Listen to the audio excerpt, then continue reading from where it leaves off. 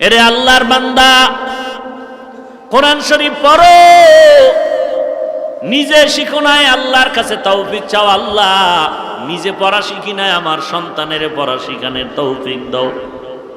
ও আল্লাহ, এমন একটা সন্তান দাও আমার কবরের কিনারায় গিয়ে যেন আমার সন্তান পড়ে আলহামদুলিল্লাহি রাব্বিল আলামিন। ঈসা নবী রাস্তা দিয়া যায়, হঠাৎ দেখে কবরের মধ্যে আযাব চলতেছে। ঈসা নবী চলে গেলেন, কিছুদিন পরে আবার ওই রাস্তা দিয়া যায়, আজকে তাকায় দেখে ওই কবর থেকে মেশকের ঘেরান পাওয়া যায়। আল্লাহর কাছে জিজ্ঞাসা করলেন, হে মালিক, কয়েকদিন আগে দেখলাম কবরের মধ্যে আযাব, আজকে কেন কবরে মিশকের ঘ্রাণ পাওয়া যায়? আল্লাহ বলেন, ঈসা এই বান্দা দুনিয়া থেকে বিদায় কালে গুনাহগার হয়ে আসছে, আযাব চলতেছিল, কিন্তু একটা সন্তান রাখি আসছে। মা সন্তানটারে মাদ্রাসায় নিয়ে চলে গেল। সন্তান মাদ্রাসায় যাওয়ার পর শিক্ষকেরা তারে পড়াইলো, পড়ো বিসমিল্লাহির রহমানির রহিম। আমি আল্লাহর কুদরতি মায়া বেড়ে গেল। আমি আল্লাহ ফেরেশতাদের ডাক দিয়া বললাম, এরে ফেরেশতারা তাকায়া দেখ, এই নাবালেগ সন্তান বলে আমি আল্লাহ নাকি বড় রহমান, আমি আল্লাহ নাকি বড় রহিম, আমার মতো নাকি বড় দয়াময় আর কেউ নাই, আমার মতো বড় মায়াময় আর কেউ নাই। আমি যদি এত দয়াময় হই, বাচ্চাটায় বলে তো আমি দয়া না করিয়া পারি না। ওর আত্মীয় স্বজনের ঘুরিয়া দেখ, যারা কবরে আছে সব কবর জান্নাত বানায়া দাও। এ জীবনে না করিলাম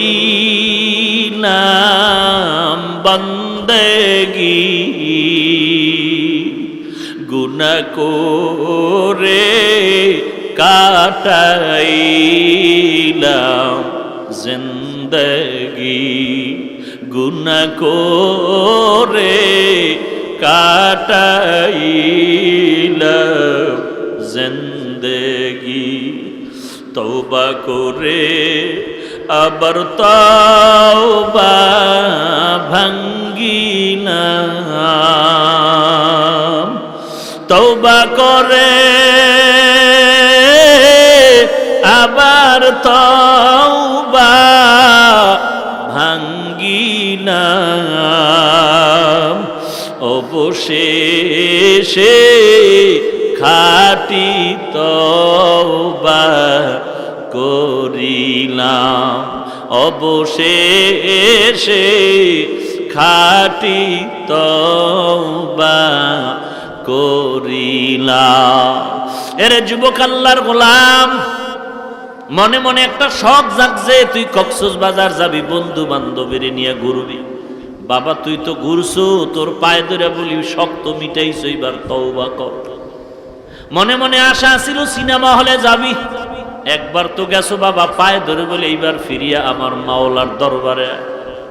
কারণ আমার মাওলা বারবার সতর্ক করে, ওই কবর কিন্তু ভয়ঙ্কর, ওই কবরের আযাব সহ্য করতে পারবা না, ভয়ঙ্কর আযাব, দুই পার্শ্বের মাটির চাপ।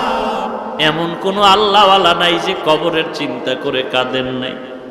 বালিশে মাথা লাগায় যখন রাতের বেলা বাতিটা নিবায় ঘুমাও, মনে মনে একটু প্রশ্ন করিস, ঘুমের মধ্যেও তো কত বান্দার মরণ হয়ে যায়। সকালবেলা যদি আমারে মা আইসা ডাকে আর বলে, বাবা ওঠ আর ঘুমাইও না, আইসা যদি দেখে পুরা বডিটা শক্ত হয়ে গেছে আর পুরা বরফের মতো বডিটা ঠান্ডা, মা চিল্লায় বলবে, তোরা কে আছো, আয়, আমার সন্তান দুনিয়াতে আর জিন্দা নেই। বাবায় কাঁদবে, মা কাঁদবে, তোর কোনো আওয়াজ হবে না। ওদিকে কেউ যাবে ইমামের খবর দিতে, হুজুর কোথাও যাবেন না, আমার সন্তানের জানাজাটা পড়ানো লাগবে। কেউ যাবে বাঁশ কাটার জন্য, বাঁশ বাগানে কবর খনন করার জন্য। কেউ যাবে তোরে জীবনের গোসলটা দেওয়ার জন্য, পানি গরম করতে থাকবে। কেউ কলা গাছের পাতা কাটার জন্য যাবে। এইবার তোর জানাজা চিরতরে পরাণের জন্য গোসল করায় নিয়ে যাবে। মা পর্দার আড়াল থেকে বলবে, আমার বাবারে আর একবার একটু আমারে দেখায় না, আমি আর সহ্য করতে পারি না। এরে আল্লাহর বান্দা চিন্তা কর, এক এক করে সবাই চলে যাচ্ছে, তোমার আমার একদিন চলনের ডাক এসে যাবে। কিন্তু একটু চিন্তা কর, কি রেখে যাচ্ছ দুনিয়াতে, আর সঙ্গে কি নিয়ে যাইতেছো।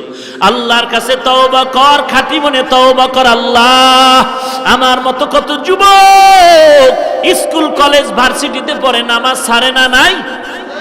আমার মতো কত যুবক র্যাব আর্মি পুলিশের চাকরি করে, নামাজ ছাড়ে না। আমার মতো যুবক ড্রাইভারি করে, নামাজ বাদ দেয় না। আমার মতো যুবক কোটি টাকার ব্যবসা করে, এক টাকাও হারাম খায় না। আমার মতো যুবক আল্লাহ তোমার প্রিয় বান্দা হয়ে গেছে, তওবা করে। আর কতবার বলবো রে ভাই।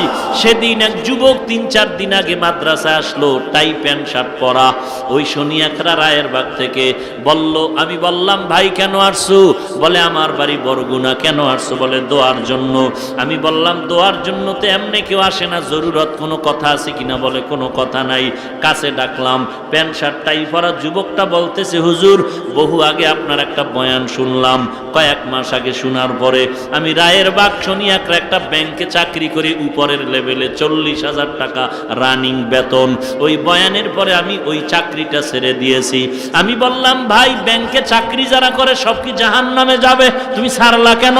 বলে, তা আমি জানি না, কিন্তু বয়ানের পরে আমার বেতন এমন আসর শুরু হয়ে গেল, আমি নিজে নিজে ভাবলাম, আমি উপরের চেয়ারে বৈশা দেখলাম যে এই টাকাগুলো আমাদের ভাগ্যে আসতেছে বেতন হিসাবে, আমার কাছে পরিপূর্ণ এটা আল্লাহর মহব্বতের মনে হয় নাই। অতএব আমি সিদ্ধান্ত নিয়ে চাকরি ছেড়ে দিলাম, 40,000 টাকা বেতনের সিদ্ধান্ত নিলাম। প্রয়োজনে না খায়া কষ্ট করব, কিন্তু হারামের একটা বিন্দু কণা ভেতরে আর ঢুকাবো না। এরে যুবক, ও পারলো, তুই কেন পারো না? আসলে জাহান্নামের ভয় তোর অন্তরে নাই, আযাবের কবরের ভয় তোর অন্তরে নাই। আল্লাহর নবীর হাদিস মিথ্যা মনে করেছো, আল্লাহর কোরআনকে মিথ্যা মনে করে বসছো। অথচ আল্লাহ স্পষ্ট কোরআনে বলেন, ইন্নাল আবরারা লাফি নাঈম ওয়া ইন্নাল ফুজ্জারা লাফি জাহিম। নেক আমলওয়ালা জান্নাতে যাবে, গুনাহগারেরা জাহান্নামে যাবে। এখন তুমি কতটুকু নেক আমল করো, কতটুকু গুনাহ করো, হিসাব মিলাও, হিসাব মিলাও। আল্লাহর কাছে তওবা করো, মালিক আর গুনাহ করব না, নামাজ ছাড়বো না, বেপরদায় চলবো না, মা বাবারে কষ্ট দিব না, আলেম ওলামাদের বিরোধিতা করব না, আমার হিসাবটা মিলাই আমি কবর দেশে যাব। আল্লাহর কোরআন পড়ো, আল্লাহর কোরআন পড়াও, নিজে পড়ো, শিখো, মাদ্রাসার অভাব নাই। আল্লাহর মুহাব্বতের তওবা করে এখান থেকে উঠে যাও, আল্লাহর কাছে গুনার কথা স্মরণ করে কাঁদো। আল্লাহ বলেন, কোরআন বেশি বেশি পড়ো, যত পড়বা তত দিলের ময়লা দূর হয়ে যাবে, ঈমানটা তাজা হয়ে যাবে। কোরআনের 3 নাম্বার অর্থ বললাম, কোরআনের 4 নাম্বার অর্থ হলো করনুন, অর্থ মিলানো। করনুন শব্দ থেকে কোরআন অর্থ হলো মিলানো। মিলানের অর্থ 2টা ব্যাখ্যা, মিলানের ব্যাখ্যা 2টা। 1 নাম্বার ব্যাখ্যা হলো কোরআনটা আল্লাহ যেভাবে নাজিল করছেন একটা আর একটার সাথে মিলানো, ইমানের সাথে আমলের বয়ান মিলানো। ওরে বান্দা, জান্নাতের বয়ানের সাথে জাহান্নামের বয়ান মিলানো। আবার রিডিংটা দেখবা কবিতার আকারে মিলানো। দুনিয়াতে যারা কাব্য নির্ণয় করে, যারা গ্রন্থ রচনা করে, কবিতা লেখে, 1 পৃষ্ঠায় মিল আছে, আর একটা জায়গায় মিলে না। কিন্তু আল্লাহ তাআলা এমন সুন্দর করে কোরআনের আয়াতগুলো মিলায়ে দিলেন। আর রহমান আল্লামাল কুরআন খালাকাল ইনসান, আছে না মিলানো? ইজা ওয়াকাতিল ওয়াকিআ লাইসা লিওয়াকাতিহা কাযিবা, ইজা ওয়াকাতিল ওয়াকিয়া, সব মিলায়ে মিলায়ে দিলেন। কুল ইয়া আইয়ুহাল কাফিরুন লা আ'বুদু মা তা'বুদুন, আছে না নাই? এমন সুন্দর একটা কোরআন বান্দা সব মিলায়ে মিলায়ে দিলেন। যেখানে ইমানের কথা সেখানে আমলের কথা মিলানো, যেখানে আযাবের কথা সেখানে সুসংবাদের কথা মিলানো, মিলায়ে মিলায়ে দিলেন। কোরআনের 4র্থ অর্থ হলো মিলানো করনুন থেকে। মিলানের 2 নাম্বার ব্যাখ্যা হলো কোরআনের সাথে হেদায়াত মিলানো। কি মিলানো? কেমন মিলানো? আলোটা যেমন মিলানো, বাতির সাথে আলোটা যেমন মিলানো, ফুলের সাথে ঘ্রাণটা যেমন মিলানো, ঠিক কোরআনের সাথে হেদায়াত মিলানো। অর্থাৎ কোরআন যার সিনা লাগবে হেদায়াত পাবে না, হতে পারে না। ওমরের কাছে কোরআন ধাক্কা দিয়া হেদায়াতটার সাথে মিলায়ে দিল। কথা ঠিক নেই? বলে কেমন মিলানো? বলে দুনিয়ার সূর্যের রং, সূর্যের সাথে যেমন আলোটা মিলানো, বাতির সাথে আলোটা মিলানো, ফুলের সাথে ঘ্রাণটা মিলানো, কোনো একদিন ঘ্রাণটা ফুলের সাথে আলাদা হয়ে যাবে, সূর্যের থেকে আলোটা আলাদা হয়ে যাবে। কিন্তু কোরআনের সাথে যে হেদায়াতটা মিলানো, এই হেদায়াত কোরআন থেকে কখনো আলাদা হবে না। কালামে জিন্দা কুরআনে হাকিম হিকমতে উ লা ইয়াজালসতু কদিম জামিউল ইলমি ফিল কুরআনে হাকিম তাকাসারাত আনহু আফহামুর রিজালি। মিলাও হেদায়েতের সাথে নিজের জিন্দেগিকে মিলাও, কোরআনটা সিনায় লাগাও। পড়তে পারো না রে যুবক, আল্লাহর কোরআনটা মেলিয়া খুলিয়ে একটু তাকায়া দেখ, হাযা কালামু রাব্বি, এটাই তো আমার রবের কালাম।